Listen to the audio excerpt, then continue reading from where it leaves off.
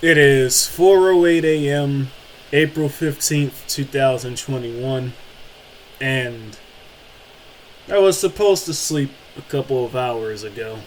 You know, got done talking to somebody I met recently.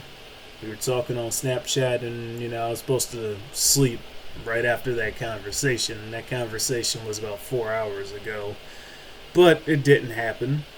And I did make a post on my channel a couple of days ago telling you guys to ask me any questions that you have, and just put them on that post. That way it's easier to keep track of instead of me trying to find it all through the comments and whatnot. But the question I will be answering in this video is one of my most commonly asked questions that I've been getting for years. Because, if I can't sleep, might as well make a video, right? I might pause this video in the middle to go and get some tea because I ain't got no tea near me right now. And this video is going to be quite long. So as you guys can see from the title, I'm going to be talking about, because somebody asked, what's with this communism crap, Frizzy? But I'm going to basically be answering a bunch of questions all at once in this video, Are you a communist? Why do you support communist ideology? If you do, how did you get involved with it? What's the origins, right? And I'm just going to give you guys a fair warning again. I said in my first video where I was talking on camera that, I'm not going to be suppressing myself anymore. You guys are just going to see the raw, uncut, Frizzy, Chris, DJ, whatever you want to call me. So some of the things that I'm going to say in this video will be interpreted as arrogant for the people that are unable to relate and understand, the things that a child, who clearly noticed he had some abilities that other kids around him did not. So for me, and another a commonly asked question I get besides the communism shit, let me turn this heater off real quick, is and I don't have a shirt on because I intended on sleeping, but that didn't happen. So, but another common question I get asked is, Frizzy, do you have any role models? Do you look up to anybody? As of right now, I don't. So I'll kind of kill two birds with one stone. I'll talk about the communist shit, then I'll talk about why I don't have any role models. So, when you're a little kid, everybody understands that little kids only listen to those they look up to. Little kids are intelligent enough that if in their minds they perceive an individual to be below them in an ability, they're not going to listen to that individual. This is why a lot of kids get in trouble when they hang out with the wrong crowds, because in their perspective, the wrong crowds have an ability that the positive influences don't have. So you take a little kid that may have old parents, 60 and 70.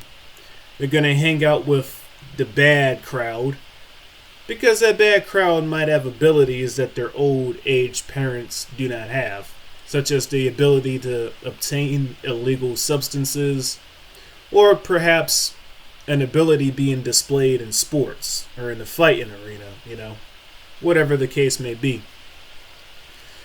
For 8-year-old me, that ability was intelligence. For 9-year-old me, that ability was intelligence. Whenever I was in the 4th grade. 4th grade, 9 years old, I noticed at a young age that I'm more intelligent than all the other kids around me.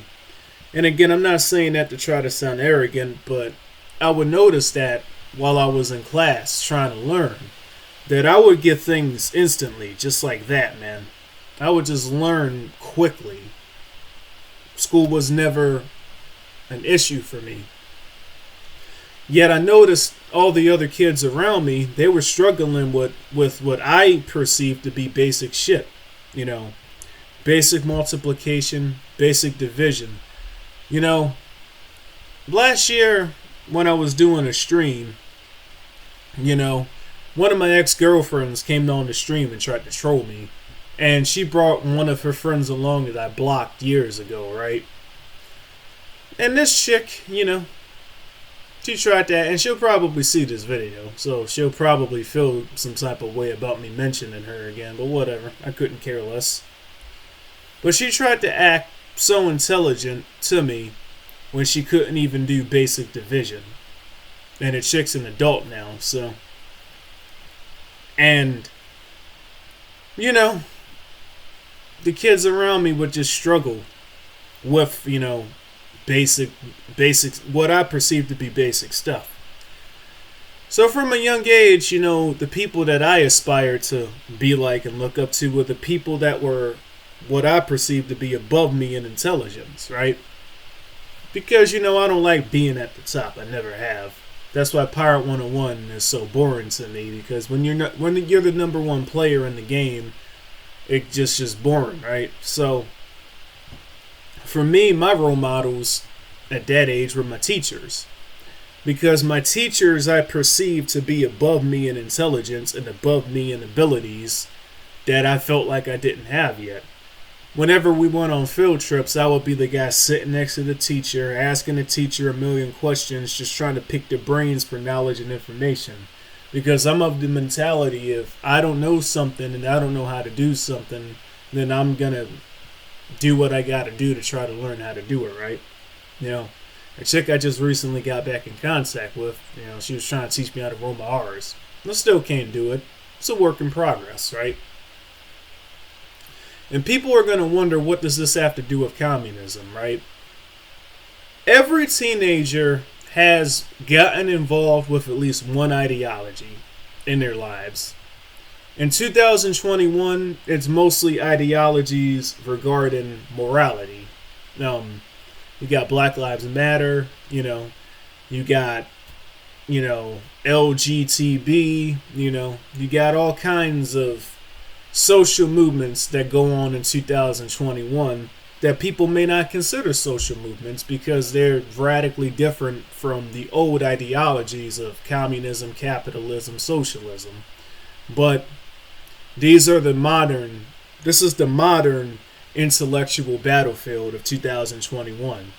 LGTB, Black Lives Matter, defund the police. These are the new social movements. So, every teenager has been attracted to at least one ideology or another. For me, the ideologies I was attracted to were the ideologies that had the most intelligent, what I perceived as a little kid to have the most intelligent people. My hair is itching. I need to shampoo that shit. But, so fast forward, a couple years. Whenever I got good grades in school before I started acting up in school, my dad would give me a new game every time my report card got home. And most of the games he got me were from the video game company Koei. They mainly make games like Dynasty Warriors, Samurai Warriors, Romance of the Three Kingdoms, stuff basically revolving around the Han Dynasty and the Sengoku Jidai period of Japan. Now, some of these figures that I looked up to were very intelligent men, Sanada Masa, Toyotomi Hideyoshi, Oda Nobunaga, Cao Cao, Sun Tzu, Zhuge Liang, Sima Yi, very intelligent men. But they didn't really follow an ideology. I guess you could consider their religions Taoism, Buddhism, Shintoism, shamanism, You could consider those their ideological practices, but religion is sort of separate. As far as ideologies and moralities go, their main thing was, natural law. The strong beat the weak, the smart beat the strong, There was a lot of political maneuvering in order for these men to achieve what their abilities allowed them to achieve in their lifetimes, right? And I thought these men were very intelligent. But they weren't really relatable, because a lot of these guys, what I perceived, were just born in the right families, nepotism, and were born with certain abilities that the average man just naturally does not have, you know. I mean, one of the prominent figures, Guan Yu, it said that he was like 7 foot tall and fucking 200 CE. When the average person was like 5 foot tall back then. So how the fuck can a guy like me relate to that? Now I'm a pretty tall guy myself, I'm 6'2", but it's 2021. Who isn't 6'2" these days, right? So as I got older, and when I got into middle school, you know, I needed some intelligent people to look up to that I could relate to. Now, about 12 years old, or it was actually probably before that, you know, I used to watch the show Lizzie McGuire. And there was a character on the show named Gordo who, you know, I looked up to because his thing was, I don't give a fuck what anybody thinks about me. I'm going to do whatever I want. I'm going to say what I want, and I don't care what anyone thinks of me. And I adopted that at a young age. That's why in my videos I do and say whatever I want, because I don't really give a shit about what people think about me, right? And I still have that mentality to this day. But Gordo wasn't a very intelligent guy. He had a good constitution in terms of you should just be yourself, irrelevant of what people think. He had a good constitution there. But in terms of looking up to the guy from an intelligence standpoint, just couldn't do it. So fast forward, in the middle school, 12, 13, this ain't a movie. But, and I say this for a reason. When I was in 9th grade, my history teacher, who ironically was also my history teacher in 8th grade before my middle school got shut down and turned into a police academy because it was so fucking bad, right? Middle school in the middle of the hood, right? He lived actually a couple houses down from me, funny enough. I would sometimes see him on my way to school. Sometimes he would give me rides because it was right up the street, right? But cool teacher, man. Mr. Jackson, cool teacher, pretty cool guy. If I ever go back around that old neighborhood, I'm going to say what's up to him. Maybe show him this video. But, he, as a little kid, you don't really pay attention to the jewels that intelligent older men try to give you at a young age, right? He had given us a homework assignment, and I never did my homework, because for me, homework was only 10%. So I just never did my fucking homework. I didn't care about losing 10%, right? He gave us a homework assignment. Why is history called his story? And there is a saying, his story never changes. His story stays the same because the authors never change, right? And I want to set up that situation for you guys so y'all see where I'm coming from, Let's take a few examples of his story and how it relates to the ideologies and philosophies that teenage men stumble upon when they want to question their ways of life. Adolf Hitler, who many people to this day still follow in secret.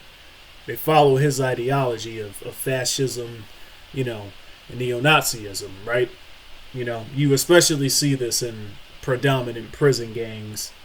The Aryan Brotherhood, for example, is a big one. But what made Hitler's story so powerful? Okay? His story was like something you would just write a script for in a movie. Something straight out of the work of fictions, right? You have a young patriotic soldier who wants to serve his country, and in his first battle he gets gassed by mustard gas and gets permanently injured so that he cannot be a soldier anymore. And then 20 years later he grows up to gas some Jews, right? That sounds like something you would see straight out of a movie. Then you had another prominent guy of the era, Isaac Stalin, or Joseph Stalin, however you want to say his name. The guy was, an intellectual who his mother wanted him to be a priest, right? But he was an atheist. He wanted to rob banks, so he robbed banks. Usually banks that were owned by the Tsar of Russia. Tsar being, derived from Kaiser or Caesar, depending on how you want to say the word, right? But the Tsar of Russia, he robbed banks that mainly belonged to the Tsar because he was anti-government. He wanted to bring the government down. Or depending on who you ask, he just wanted some money. So he robbed a couple of banks, right? Well, somehow this guy went from being a bank robber to being the dictator of an entire country, right? And middle school me, when I was looking up to these people, I'm like, damn, they went from being average people like me who had to go to war and rob banks to survive, just regular people like me. Now, granted, I've never did any of that shit before anyone tries to incriminate me, but I'm just saying, regular people, when they're struggling, what do? They either go to the military or they commit crimes, But I'm just like, damn, these guys are relatable. Like, shit, this guy was a bank robber and he went to become the dictator of the... And keep in mind, right, Adolf Hitler was a very intelligent guy, which is proven by how he got so many people to follow his madness and took over half of the world, or so I thought when I was a little kid. You see, it's all perception. When you change the way you look at things, what you look at changes. You feel me? So, here's what I'm trying to say. To a teenage guy in middle school first learning about history, you see a guy like Adolf Hitler as a genius. Because despite being fucked up by that gas, he was still intelligent enough to have an entire country under his wing and then conquer half of the world, And his ideology was fascism, neo-Nazism, the state is more important than the individual. But then you have Iosif Stalin, who went from being a bank robber to being a dictator. And the country he was controlling defeated the biggest superpower at the time in the world. So, me... I'm just like, damn, these communist guys, they're the most intelligent men in the world. I gotta follow that. These were my role models. Intelligent men who I perceived to have gone from nothing to being in a position of power. So I adopted the communist ideology in middle school because the ideology also appealed to me. The concept of having no government, no judges, no bosses, no money, where each individual is fully responsible for his own fate. Everybody gets paid the same because everybody makes their own survival, in a sense. True communism. I'm not talking about this in the middle socialism shit where the state controls everything and it's equally distributed. Now, the Soviet Union claimed that they wanted to get to this point eventually. So did the People's Republic of China, and so did the Democratic People's Republic of Korea. Obviously, that's a lie. They never got to that point, and they never intended to get to that point. I fully acknowledge Stalin as a dictator who used the communist ideology to get where he wanted to be. And you got two types of Stalinists, You got the Stalinists like me, well, like I was, who fully acknowledged all of the evil deeds that Stalin did in order to get to where he wanted to get to. I fully acknowledge that Stalin killed a bunch of people and starved an entire country. But then you got other Stalinists that deny he did any of this. In my old Discord, I had a long debate, discussion about communism with a few individuals. One individual was a Stalinist who denied that Stalin did anything. And I'm not making this video to prove or disprove what Stalin did or didn't do. I'm making this video to basically answer a question and to get people to think about something important. Now, I mentioned the his story thing for a reason. You take Hitler's story. Went from being a regular guy who tried to fight for his country, who got gassed and then 20 years later ended up gassing more people. Sounds like a Hollywood script. Then you got Stalin. Little atheist boy who robbed a couple of banks and then suddenly became the dictator of an entire country and defeated another superpower. Sounds like something straight out of the propaganda camp, right? You know? Mao Zedong went from being a little farmer guy to uniting a country that had 1 billion people to being the ultimate icon in the country still to this day, you know? Who led his troops into a war with America, the Korean War, where we actually fought the Chinese soldiers, you know? Reality is stranger than fiction, and this is not a movie. Nonetheless, these were the individuals I looked up to for a very long time. Until I learned more information and I started to realize that these men that I considered the epiphany of intelligence, who went from nothing to something, who went from being in my class, middle class, lower class, at least compared to the elite, to get into that level and having nobody fuck with them. These were the people I looked up to. Until later on in life, I've realized that things are not as they seem. You know, his story doesn't change because the authors stay the same. Now, the stories about these men that I just gave y'all, do these not sound like stories that were factored, that were, you know, like a movie script, right? And again, I'm not here to, you know, debate on history. Just trying to explain, this is what my little 14 now, little mind started to perceive. As I learned more about these individuals, and I learned that they were not the manufacturers of their own destinies, so to speak, as I learned that they had machines behind them the entire time, men in prominent positions that oversaw their rise to power from the very beginning, as I understood that you have the puppeteers and then you have the puppets, so to speak, as I understood that these men that I looked up to were just puppets, cogs in the system to the grand scheme of things, as I understood that these individuals were not as intelligent as I perceived them to be, and I learned the reality that they were just puppets and that their own success had absolutely nothing to do with them as individuals, but rather, you know, other factors that his story does not teach you. You know, as a man, when you're wrong, you can do two things. You can shut the fuck up and acknowledge that you were wrong and change your opinion and adapt to follow the truth. Or you can become narcissistic and deny the information you just saw. Me, I chose to follow the truth and change my way of thinking. I didn't practice idolatry anymore after I learned that my leaders were not what I thought they were, or my idols were not what I thought they were. And you know, there's a saying, you know, what you believe is separate from what is actually true. You have what is actually true, then you have everything else.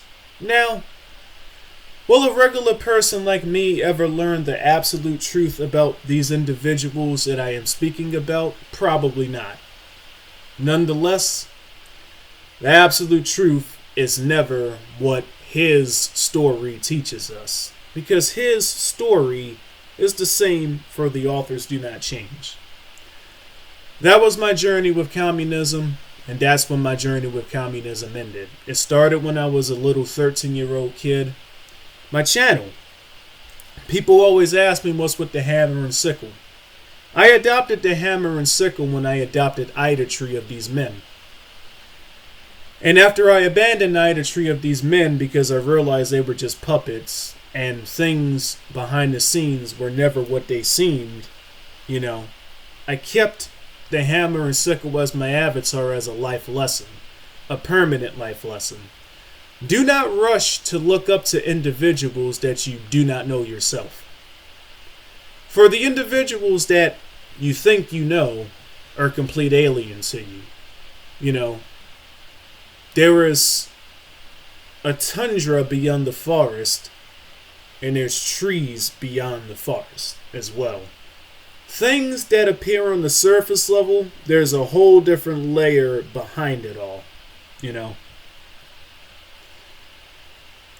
It's a permanent life lesson that I still continue to use to this day. When I meet an individual, I already accept that the individual that I am meeting right now is not who the individual truly is. When people first meet you, they have on a facade. You do not see who they really are. Because in society, we have to put up an image so that people do not see who we really are. This is why only your closest friends and loved ones ever really see your true personality. A year ago, a bunch of people from the Toontown community got angry at me because they found out the hard way that I was not what they perceived me to be. I was not this hero, idol, perfect guy that they perceived me to be. And I shouldn't have had to tell them not to worship me in the first place, but when I did, more people got offended.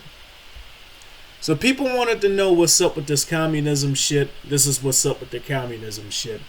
When I was a little kid, I had to learn a lesson the hard way, you know. And I keep the hammer and sickle on my channel as a permanent reminder of that lesson. For it's probably one of the most important lessons I ever learned, you know. There's always a deeper meaning behind everything that we see in life, you know. Reality is stranger than fiction.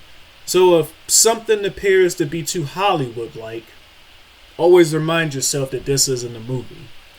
If you got groups that say they want equality for all, but they're pushing inequality for all, like communism, because in true communism there is no government.